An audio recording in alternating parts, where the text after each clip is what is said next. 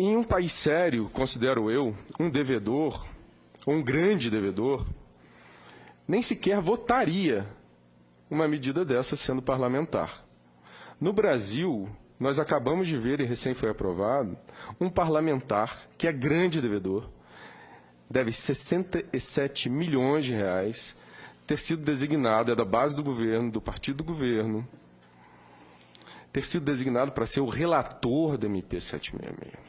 O relator da MP 766, que acabou de ser aprovado aqui no mesmo horário, ele deve mais de 67 milhões de reais à União. É um grande devedor. E ele não só votou, como ele foi o relator. Só lembrado para... Quem é o relator mesmo? É o Newton Cardoso, de Minas Gerais. Newton Cardoso, de Minas Gerais.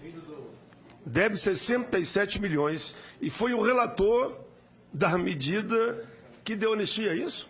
Exatamente, presidente Paim. Aí também não dá. Presidente, mas para acrescentar mais, ele votou no golpe, viu? Só para complementar, da onde originou tudo isso. 766. Do Refis é 766. 766. Acabou de ser aprovado, o relatório acabou de ser aprovado aqui na comissão mista. A comissão mista aqui, no final do corredor, do outro lado, na outra ala, na sequência aqui do corredor. Acabou de ser aprovado. O relator é o sonegador. É um grande devedor. Inclusive os dados que eu estou trazendo, senadores, inclusive os dados que eu estou trazendo, eles foram publicados, eles foram tornados públicos na segunda-feira da semana passada, na Folha de São Paulo.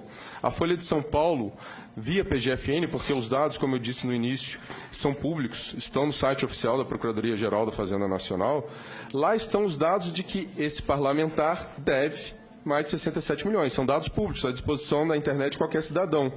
E a Folha de São Paulo denunciou isso na segunda-feira da semana passada, em matéria muito interessante.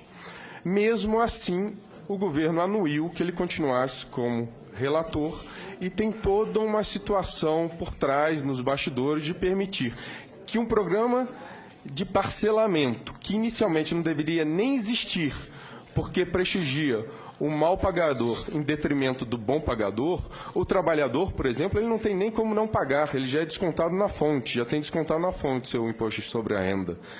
O trabalhador também, o pouco que ele recebe do seu salário, ele gasta com bens indispensáveis à subsistência, que são severamente tributados, porque no Brasil a tributação incide sobretudo sobre o consumo, ao contrário dos países desenvolvidos. Então aqui o trabalhador, o assalariado, ele já é bem penalizado no dia a dia. Então, esse pequenino não tem nem como parcelar, porque ele não tem nem como dever. O grande, ele deve, ele se vale do parcelamento, e o governo enviou essa MP 766 com esses parcelamentos já com vantagens. Não fossem essas vantagens suficientes, é designado o relator um grande devedor, e esse grande devedor, o que acaba de apresentar no seu relatório que foi aprovado por unanimidade? Descontos de 99% dos juros, multas, encargos, etc. Ou seja, um grande devedor acabou de apresentar um relatório para anistiar as suas próprias dívidas em multas, juros, encargos. Ou seja, 99%? 99% ele acabou de se autoconceder, aprovado por unanimidade na comissão. E mais um detalhe, o parecer não estava nem publicado no site ainda aqui do Congresso. Votaram o parecer sem que naquele momento tivesse publicado o parecer que estava sendo votado.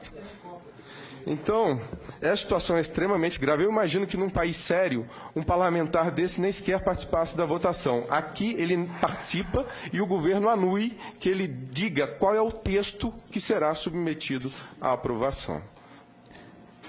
Nós precisamos levantar quais são os senadores que têm dívidas pendentes, não é? Exatamente. Nessa reportagem, senador, publicado na Folha semana passada, na segunda-feira, se me permite, existe um levantamento dizendo que são 3 bilhões de reais apenas de dívidas de parlamentares aqui. Apenas deputados federais e senadores devem um total de 3 bilhões. Os parlamentares, fora o grande capital que eles representam.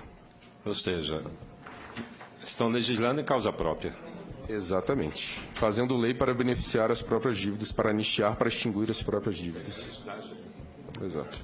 Então, apenas para fazer essa denúncia também, gostaria de dizer que estão usando dinheiro do povo para financiar os seus próprios benefícios. Enfim, existe dinheiro, existe muito dinheiro, existe um órgão responsabilizado pela cobrança, sucateado e cada vez mais sucateado, porque não há interesse do governo que esse dinheiro seja cobrado. E existe ainda essas benesses todas, ou seja...